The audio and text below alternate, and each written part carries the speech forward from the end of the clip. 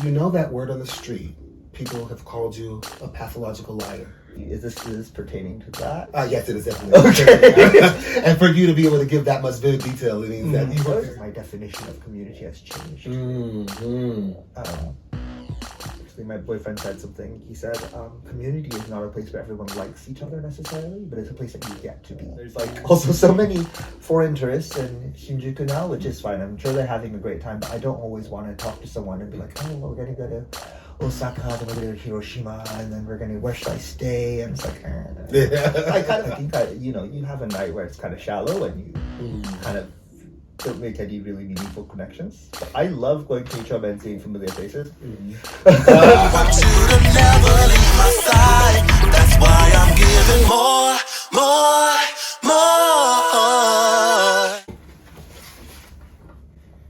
Okay. Stay. Okay.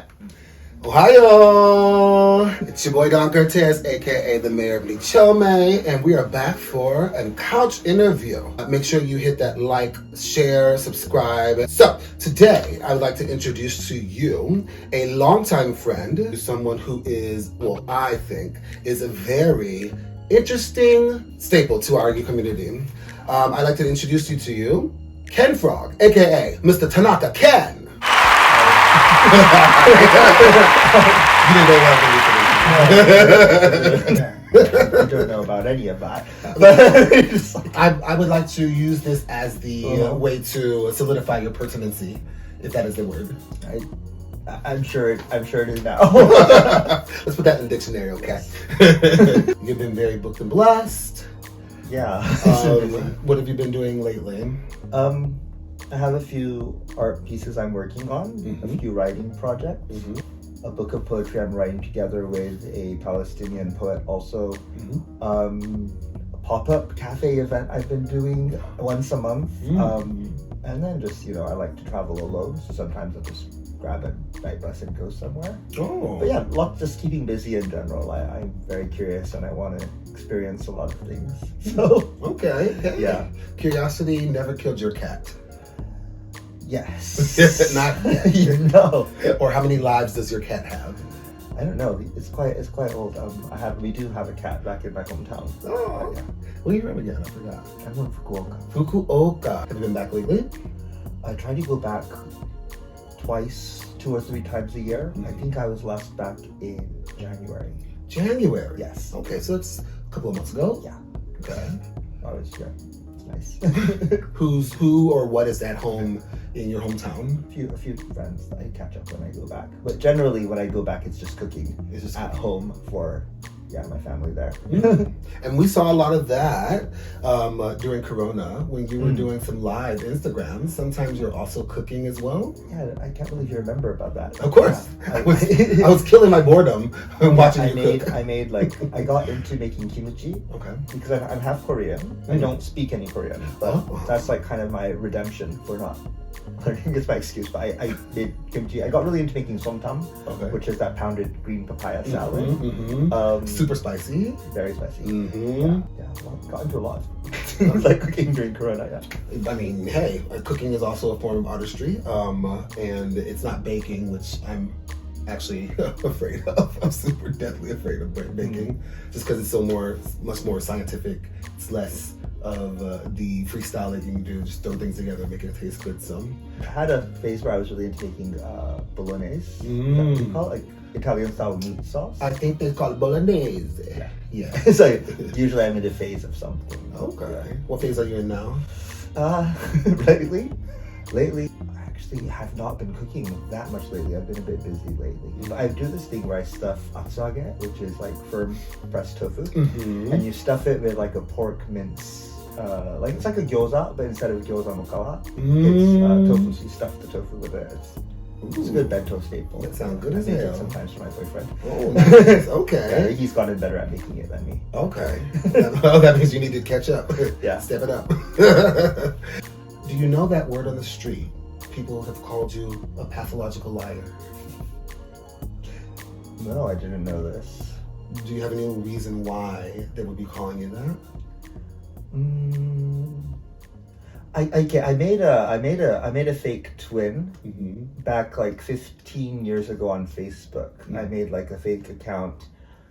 It wasn't even Photoshop. I forgot what I used, and then people still wish me happy. Is this pertaining to that? Yes, it is definitely. Okay. And for you to be able to give that much vivid detail, it means that you were. It was just an April Fool, very like a lazy April Fool's joke. I made a fake account for my brother. His name is Yushi. He doesn't speak very much English, but when he does, he's a real jerk. Like much worse than me. He's your twin brother, right? My twin brother. So he's the one who got to know and speak more Korean than you did. So my parents don't speak, like my mom, she learned it, but she grew up in Osaka. So both my parents are full-on Osaka people. They speak Osaka dialect. So, no, but I haven't been him for a while. I've met people as him. Hold on, what? You've met people as him? What kind of people? We don't have time for that. How about more recently? Have you used Yushi? No, I have to not. Pizza Boy? I have. I actually thought that you were an only child. So why? How? Like I don't know. Maybe this gives you give off only child aura. Oh, interesting. Yeah. I have a big family, actually. I have 4 sisters and 2 brothers. Oh, wow. Yes. Oh, you do have an actual brother, but his name is not Yushi. No. Is that a lie? Ancestry.com.jp. That's for me to know. I don't have a younger brother. I think if I had a twin brother, I would have, or a younger brother, I would have been a very different person. How do you think you would have changed made your formative years more different? I don't know. I think our interests are different. I think if I had a younger brother, the way you're protective of a younger brother might be a little different than how you're protective of a younger sister, and I don't know if that's a good thing. I just, it's like societal expectations or like gender norms and things like this. So I don't know if it's a good thing, but I think it would. I think it would have been different. Oh yeah, I see. Have you ever looked up? Because in Japan they have so many different rental services. Rented older brother. .co.jp. I've not actually looked it up. I have looked up these interesting services you have. There's like a nanimo shinai hito. Someone who does nothing. Yeah, there's a bendia who can do everything, jack of all trades. You can hire for anything, and then you have a person who doesn't do anything. They are you just hire them they don't talk to you. They just sit around them. They just hang out with you. Okay, so it's like being in the same room but saying nothing. And then you also don't acknowledge that they're there until they say, okay, it's time to go. I'm not exactly sure how the service works. Okay.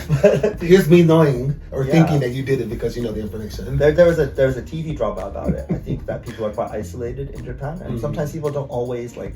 It's not like I want a friend or like I want a deep conversation or to be asked questions, but I kind of would like to not be alone, and I think it's perfect for maybe someone like that. Yeah. In the last 5 years, have you had a memory or an experience that has really made an impact on you? Beautiful, awing, shocking even? I think lots. I wish I had more time to actually think about it, but I think that one of the ones that really comes to mind is at the expo in Dubai in 2021. It was supposed to be in 2020. Right. Corona. Yes. Yeah. Okay. But I was there in 2021, and there's a Syrian pavilion which have tons of artwork by people in Syria, and it was during I don't know if I can call it a civil war, but it was just really powerful. I think they had played like one of the oldest archaeological remaining like recorded songs in history. They had were able to replicate it, and I was able to hear that song and see like art by amateur and professional Syrian artists. And then also going to the Palestinian pavilion there was very, very powerful. And I was already familiar with Palestine from before that, but I think that was kind of the kikkake or like the thing that chance. So I think that was really powerful. Wow. We need one more. One more? Okay. After a very bad breakup, a friend had the day off work, so he said, hey, let's go to the onsen together. And I said, yeah, let's go. And we went to the onsen together, and he held space for me. Is that a word people are using a lot these days? Yeah, they kind of do this thing though. Yeah, Yeah, they do the whole. Oh, yeah. No, it's a super like Uh-huh. it's a very like very like doesn't it's not it's a very It doesn't translate. it's not something that's a grand gesture. It's something small. Yes. It's something that might be considered kind of like not big in the grand scheme of things. Right. But actually very big in the grand scheme of things, because I'm remembering that now. Right, yeah. It's just a very small gesture that's very meaningful. Yes, It doesn't always need to be something that's really thought through or very, very extravagant or very, very expensive. Sometimes it can just be something that's thoughtful and very small. This friend held space for you. No, okay, I don't like. I'm gonna first really like regret using the expression "hold space." No, use it. Yeah, define it in the way that it made you feel. I think that Ariana Grande and Cynthia Erivo, they're like they made fun of it so much. I think I actually don't have an issue with that expression. I think it's just to be present. And not say I'm here to, it's kind of going back to the nani mo shinai hito. Yeah. Just showing up and kind of being there. Yeah, and I don't know, maybe listening, maybe not particularly paying attention. I don't necessarily need someone to be perfectly listening or perfectly attentive, but just the fact that they've made time for me means a lot more to me now than I think it did maybe 10 years ago. And no, it is holding space. .co.jp. It is holding space. It's holding space for you. Like, it's literally being attentive or kind of being alert to the sensitivity of your situation. Space being the absence of matter, right? Space being time. Okay. Space also being experience. At least in my eyes. No, I think so, yeah. Yeah. Absolutely. So if you're like, I need this day off, I just broke up with someone, your friend's like, hey, let me get your mind off. Well, I didn't even ask him, that's the thing. He just knew I mean, I don't know if he was, but he just kind of knew, or maybe he just wanted, I don't know. What do you call it? Inshin Dinshin? Was it Ishin Dinshin? And I don't know, like, maybe it's just like, whatever the intent was, I'm thankful for it because it was exactly what I needed then. That's good. Yeah. Yeah, and you're still good friends with that person? Very good friends. Very good friends. Have I seen that person with you all lately? I'm sure you have. Okay. I'm glad to know they're still in your life. So many people see Nichomen, the district itself, as a huge pump and dump with no chance of becoming a Christian woman again, aka being refined and pure. I'd like to know what your opinion is of the community at large. I love the community, and I think it's really simplistic to say like the whole place is like trashy or shit. I'm sure I've said it about, especially a few of the bars. Bleep these out. Okay. No, but I know. Say their names. Oh. I think you have a night where it's kind of shallow and you kind of don't make any really meaningful connections. But I love going to Nichomen and seeing familiar faces. And take off the mask. You know, meeting new people, and I don't go to Nichomen as often as I used to. But when I do go, I do enjoy my time there. Yes, definitely. I've seen There's it. this thing that people always say that kind of bothers me. People are like, oh, the gay community in Tokyo is so small. That's not true by any means. Have you heard people say this? I mean, it's so small. People say it's small, but I've never seen a town so small with so many people there, and I've never seen a hole so small. Not these days. But I will say that it's not small because I think people come in and out. It's very transient, if the word is. I think like the people who are saying Tokyo is the community is small. I think what they're saying is maybe that the foreign or like the English-speaking gay community is small, which it is not, but it might be relatively small. But there's a lot of just erasure of the fact that if you open Nine Monsters, there's like such a big community. Right.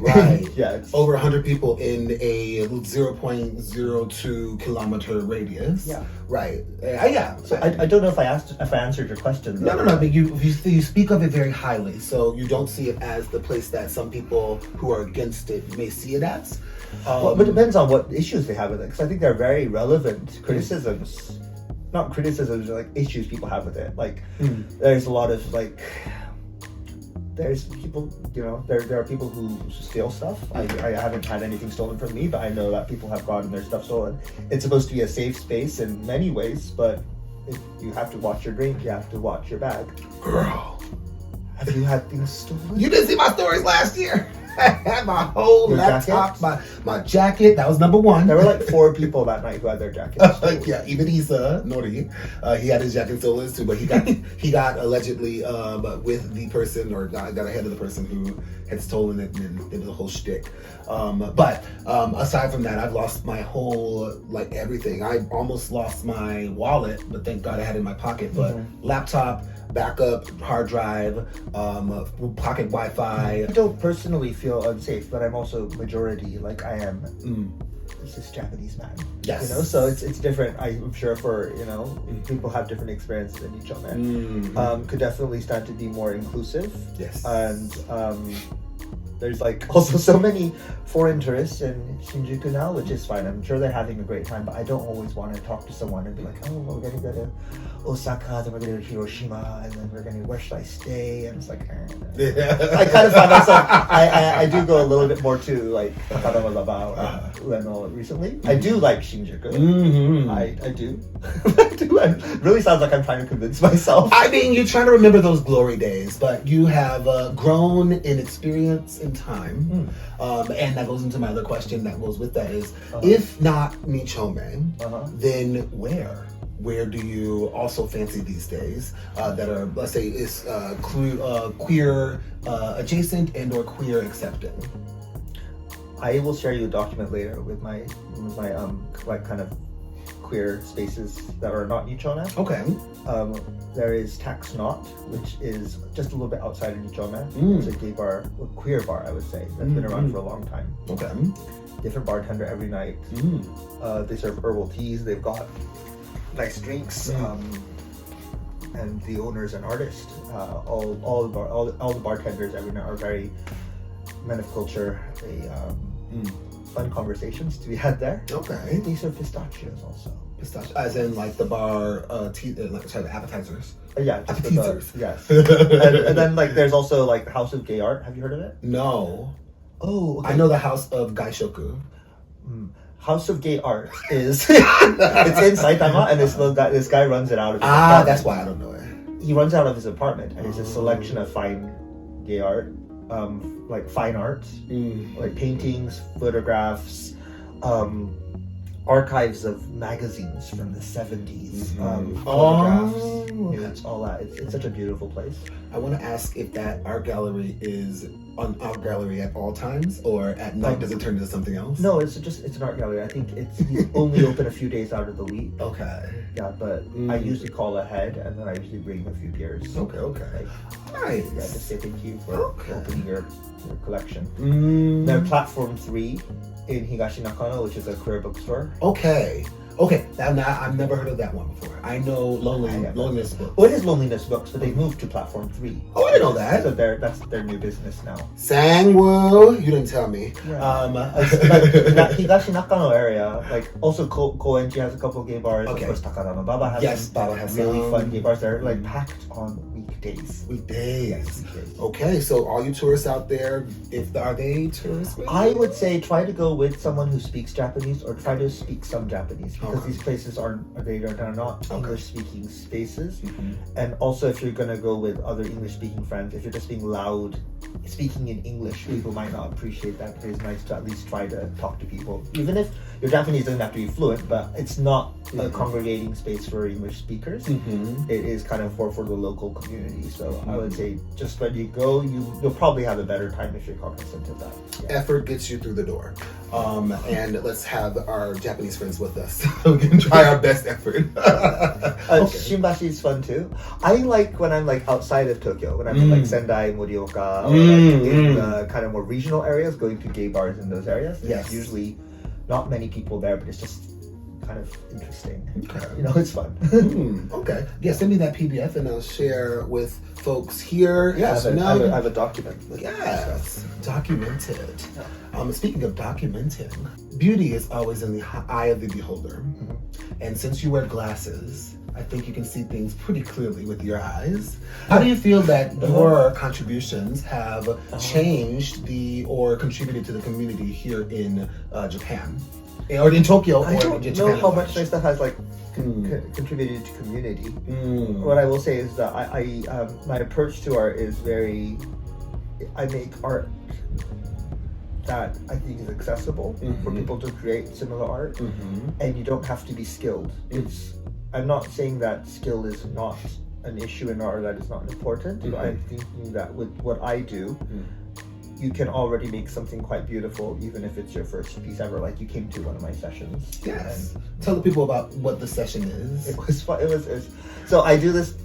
I went to a place called Art Bar in Daikanyama. They have several locations throughout Tokyo. I went there 5-6 years ago, maybe 6 or 7 years ago, maybe longer. But I got really drunk because it's Nomihodai, all you can drink. Right. And I went to paint Van Gogh. There is the river on the Arc, and there's like the street lights reflecting on the river, and I've always loved that painting. And I changed the background to be of my hometown, Fukuoka, with the Fukuoka Tower, and got very drunk. And the instructor asked me, "Oh, would you like to work here?" Wow! In front of everyone. I thought she was joking. Wow! Like, sure. She thought you thought she was throwing some shade.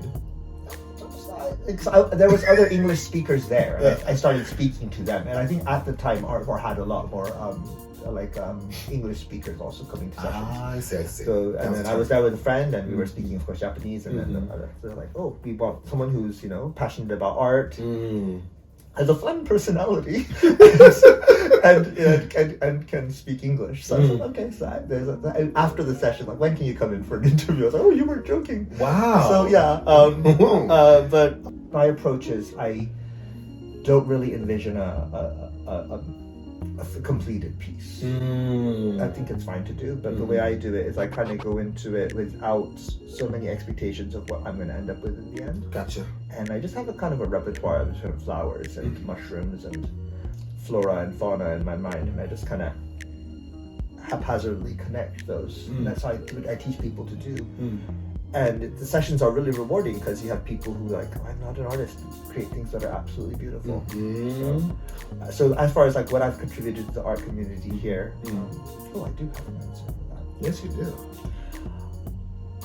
I used to create a lot more art myself. I think since the onset of, well, of course, the genocide that's happening in Gaza, I found it really difficult to draw pretty pictures. But I thought, okay, well, I'm sure a lot of artists are feeling this way. What are they going to do? Just going to stop creating stuff?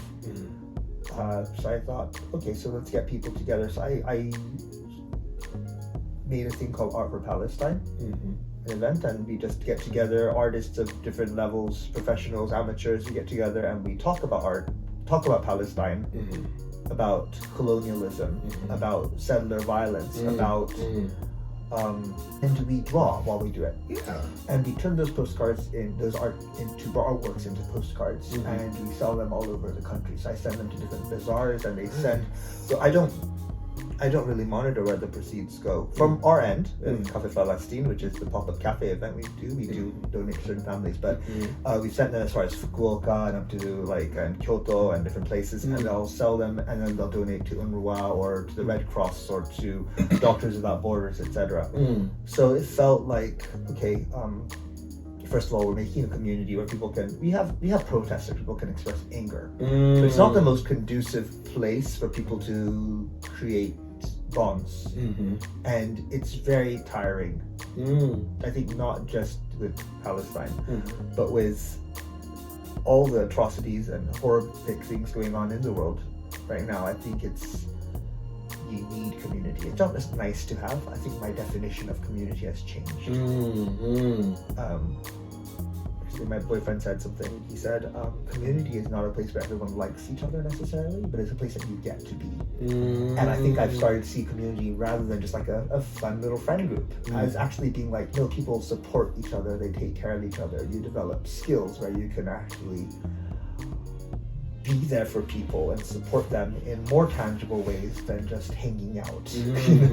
Hanging out is super important. I'm not discounting that, And I've really, it's been on the receiving end of that community support, and also been on the giving end of that community support myself. And I think that art plays a big part in that. Yeah, definitely. I mean, it's something that you all can do. Like you said, you don't have to be a professional or anything like that. But also said the whole thing is to be able to use what's happening in the world as a catalyst to be able to fuel what you're putting on the canvas, right? I've been introduced to people as an activist, and I don't really think people set out to be activists. I think people just feel something like this is not right, and then they try to do something about it, and then people say, oh, that's an activist, because that is that kind of person. I am not that kind of person. Great on you for doing that. I am not, you're an activist. I personally don't find the label all that helpful. I don't think anyone actually sets out to be an activist. I think people try to do something so that they can sleep at night and just be able to tell themselves, I've done kind of what I could for today, and it's constantly kind of what's on my mind these days. Gotcha. And then, I mean, I feel like what you're doing is definitely, it picks up attention. It sounds like it's very consistent. It sounds like the people who do participate in it, who are wanting to be there for the cause, are... We're still trying to figure out many things as we go. We are able to help people, but we're constantly recalibrating and trying to make sure we're, it's not just my project, it's really a team effort, especially Cafe Palestine. So I need to check in with everyone saying, well, how do you feel about this direction we're going in? Right. And I think it is important that we're open to not just being satisfied with how things are going, but doing something that makes sense, efficient and effective. Just like a community. Yes. That's like a community. Okay, thank you for sharing that. I don't think I've ever heard you describe it in kind of like that way. Well, you've not sat down on the couch like this together. This is also very in true. a long time. This is also very true. We're usually out standing and drinking, or Right. maybe even sitting down and eating, but never a couch That's true. just to really have a nice heart to heart. So yes, thank you for sharing that. Thank you guys so much for today. And everyone else, make sure you like, subscribe, share, and save this video for later. He is, as I mentioned, he's got a PDF for some off the beaten path queer establishments. So I will take that PDF, and it's okay to share. I will share down in the description below. It's just a Google Doc link. Yeah, of course. We all love to click. We always love to click something. So I will see all of you next time for another couch interview for Nicho Radio. Bye. Bye. Small bye.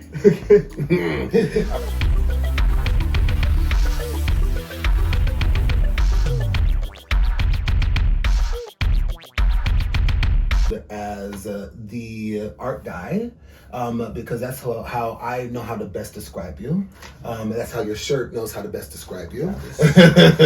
I teach art at Art Bar, and sometimes there's paint left over from the students, so I just kind of slathered it on my shirt. That's a lot. Even if you wash it, it doesn't wash off. It's like a cheap shirt I bought at GU for like 2,000, 3,000 yen, and acrylic doesn't wash out, so it's just kind of fun.